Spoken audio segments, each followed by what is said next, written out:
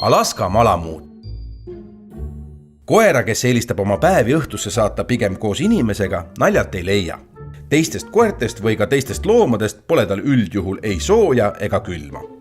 Algselt raskete asjade tarimiseks aretatud koer on tugev ja väsimatu ning usu või mitte, ta jumaldab vedamist. Tema jaoks on see lõbus.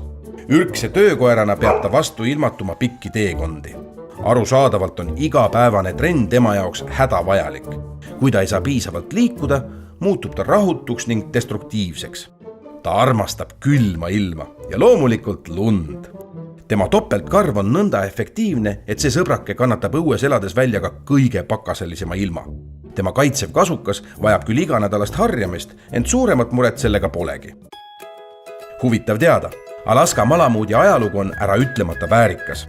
Aidates admiral Richard Birdil jõuda esimese inimesena lõunapoolusele, vedades Alaska kullapalaviku ajal 19. sajandi lõpul varanduse küttide koormaid ning olles teenistuses teise maailmasõja ajal kröönima päästekoerana. Teda ei ole mitte kunagi aretatud kelgurakendite võiduajamiseks, vaid tõeliselt raskete, 100 kilosid kaaluvate koormate vedamiseks. Alaska malamuut, vastupidav ja tugev koer, kes väärib iga kell parima sõbra tiitlit.